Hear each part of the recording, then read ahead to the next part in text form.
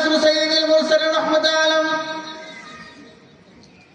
যখনই মানুষদেরকে দ্বীনের দাওয়াত শুরু করলেন, দ্বীনের দাওয়াত দিতে গিয়ে এমন হইল ওই এলাকার ছোট্ট ছোট্ট বাচ্চাদেরকে আল্লাহর রাসূলকে মারার জন্য তাদেরকে বলে দেওয়া হলো। ভাইয়ের আমার, বন্ধুরা আমার, খুব ভালো মতো বুঝবা, আল্লাহ রাসূল সাইয়্যিদুল মুরসালিন রাহমাতুল আলাম যখন ছোট ছোট পাথরের টুকরা দিয়ে যখন তার শরীরের ভিতরে আঘাত করা শুরু করলো, হাত দিয়ে আঘাত করে নাই। ভাইয়ের আমার, বন্ধুরা আমার, আগে ছোটবেলা মানুষে পাখি মারার জন্য এরকম ভাবে নাটাই বানাইতো, গোলাই বানাইতো। এই গোলাইয়ের ভিতরে ছোট ছোট পাথরের টুকরা গুলা ঢুকাইয়া আল্লাহ রাসূলের শরীরের ভিতরে জোরে জোরে আঘাত করা শুরু করলেন। আল্লাহ রাসূল সাইয়্যিদুল মুরসালিন রাহমাতুল আলামকে এমন আঘাত শুরু করলেন, আল্লাহ রাসূলের পালিত সন্তান হযরত যায়েদ বিন হারেস তিনি বলেন, আমি যখন আমার রাসূলের শরীর থেকে এক একটা পাথর টান দিতাম, এই পাথরটা টান দেওয়ার সাথে সাথে শরীর থেকে ছিটকায়া রক্ত বের হয়ে আসতো। বারবার যখন শরীরের ভিতরে আঘাত করতেছি, আল্লাহ রাসূল সাইয়্যিদুল মুরসালিন রাহমাতুল আলাম ক্লান্ত হয়ে গেছে। আল্লাহ রাসূল সাইয়্যিদুল মুরসালিন রাহমাতুল আলাম শরীরটা কেমন যেন হয়ে গিয়েছে, রক্তে রঞ্জিত। হযরত যায়েদ বিন হারেস বলেন, আমার রাসূলকে যখন ডান দিক থেকে আঘাত করে আমি ডান দিকে যাওয়ার চেষ্টা করি, বাম দিক থেকে যখন আঘাত করে বাম দিকে যাওয়ার চেষ্টা করি, সামনের দিক থেকে যখন আঘাত করে সামনে যাওয়ার চেষ্টা করি, চতুর্দিক শুধু দৌড়াই দৌড়াই। অনেক ছোট ছোট পোলাপান গুলা বারবার আল্লাহ রাসূলকে আঘাত করতেছে। আল্লাহ রাসূল সাইয়্যিদুল মুরসালিন রাহমাতুল আলাম এরকম ভাবে জমিনের ভিতরে পড়ে যাবে এমন অবস্থায় একটু হেলান দিয়া বসে গেছে, ক্লান্ত হয়ে গিয়েছে। আল্লাহ রাসূল সাইয়্যিদুল মুরসালিন রাহমাতুল আলাম এরকম ভাবে বলতেছে, পানি পানি বলতেছে। একজন কাফের আল্লাহ রাসূলের এই পানি পানি আওয়াজটা শোনার পর তার দিলের ভিতরেও আল্লাহ রাসূলের মহব্বত এসে গেছে। আল্লাহ রাসূলের মহব্বত তো থাকতেই হবে।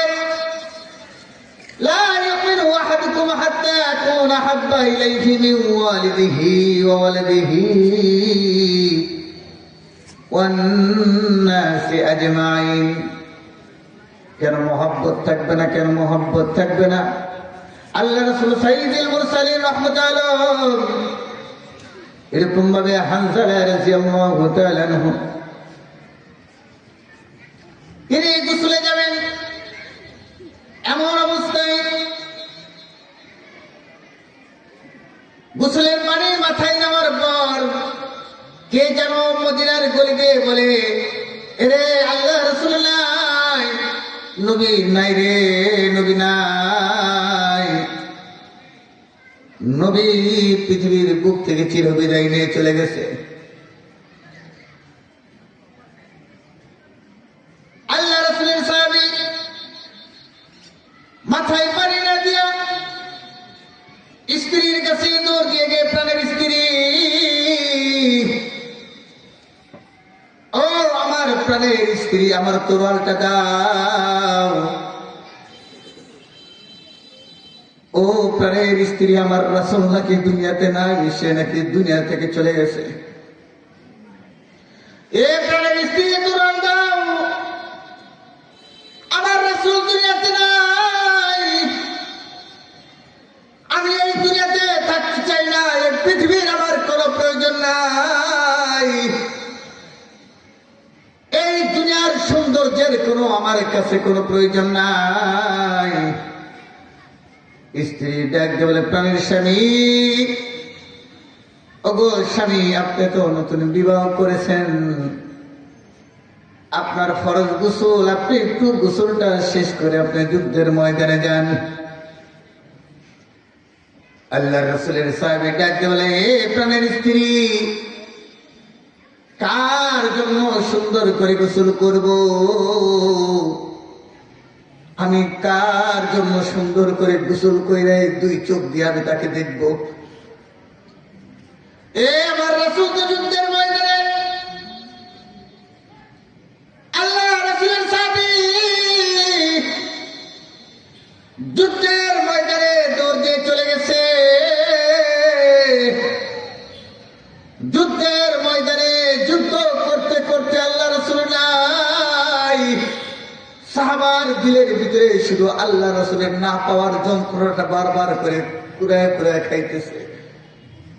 হায়, আমার রাসূল নাই রে, আমার রাসূল নাই, আমার রাসূল নাই। সে যুদ্ধ করতে করতে এক সময় শহীদ হয়ে গেছে। সুবহানাল্লাহ।